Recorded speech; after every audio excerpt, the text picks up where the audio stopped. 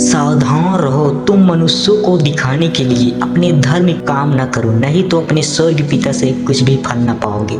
आमीन। इसलिए जब तू दान करे तो अपने आगे तुरही न बजवा, जैसे कपटियां सभाओं और गलियों में करते हैं, ताकि लोग उनकी बड़ाई करें। मैं तुमसे सच कहता हूँ कि वे अपना फल पा चुके हैं। धन्यवाद। परंतु जब तू दान करे तो जो तेरा दाहिना हाथ करता है उसे तेरा बायां हाथ न जानने पाए, ताकि तेरा दान गुप्त रहे, और तब तेरा पिता जो गुप्त में देखता है तुझे प्रतिफल देगा।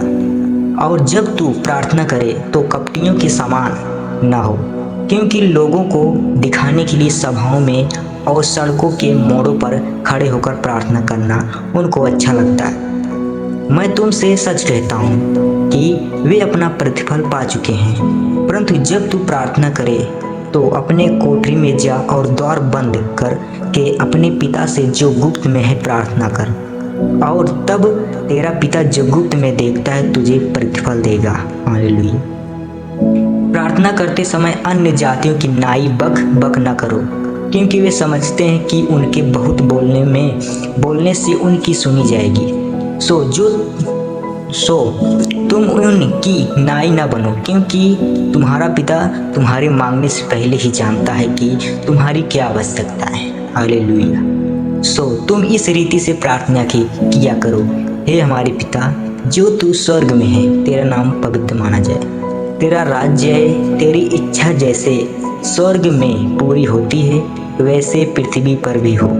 हमारी दिन भर की रोटी आज हमें दे, और जिस प्रकार हमने अपने अपराधियों को क्षमा किया है वैसे ही तू भी हमारे अपराधों को क्षमा कर, और हमें परीक्षा में न ला, परंतु बुराई से बचा, क्योंकि राज्य और पराक्रम और महिमा सदा तेरी ही है। आमीन। इसलिए यदि तुम मनुष्य के अपराध क्षमा करोगे तो तुम्हारा स्वर्गीय पिता भी तुम्हें क्षमा करेगा।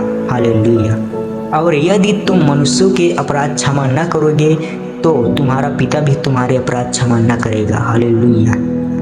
जब तुम उपवास करो तो कपटियों की नाई तुम्हारे मुंह पर उदासी न छाई रहे, क्योंकि वे अपना मुंह बनाए रहते हैं ताकि लोग उन्हें उपवासी जाने। मैं तुमसे सच कहता हूँ कि वे अपना प्रतिफल पा चुके हैं। परंतु जब तू उपवास करे तो अपने सिर पर तेल मल और मुंह धो, ताकि लोग नहीं परंतु तेरा पिता जो गुप्त में है तुझे उपवासनी जाने। इस दशा में तेरा पिता जो गुप्त में देखता है तुझे प्रतिफल देगा। हालेलुया। परंतु अपने लिए पृथ्वी पर धन इकट्ठा न करो।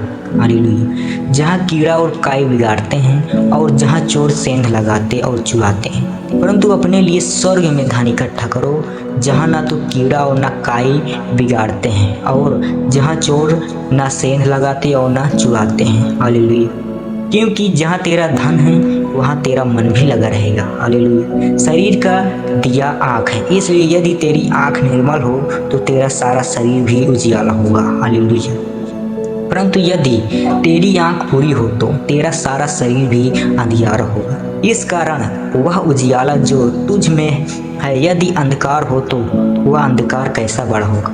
कोई मनुष्य दो स्वामियों की सेवा नहीं कर सकता, क्योंकि वह एक से बैर और दूसरे से प्रेम रखेगा।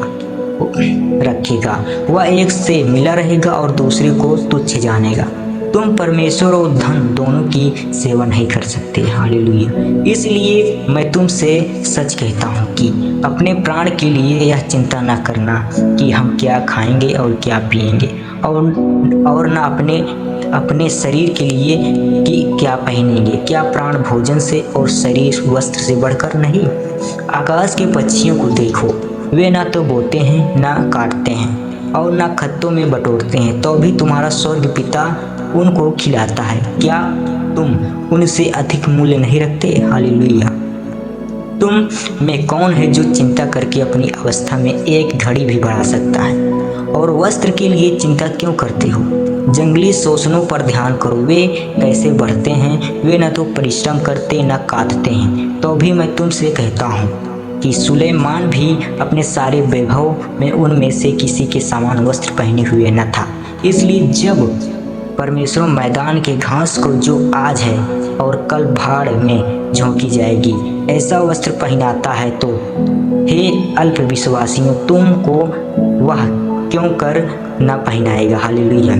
इसलिए तुम चिंता करके या ना है कहना कि हम क्या खाएंगे या क्या पिएंगे या क्या पहनेंगे, क्योंकि अन्य जाति इन सब वस्तुओं की खोज में रहते हैं और तुम्हारा स्वर्ग पिता जानता है कि तुम्हें ये सब वस्तुएं चाहिए। हालेलुया। इसलिए पहले तुम उस राज्य और धर्म की खोज करो तो ये सब वस्तुएं भी तुम्हें मिल जाएगी।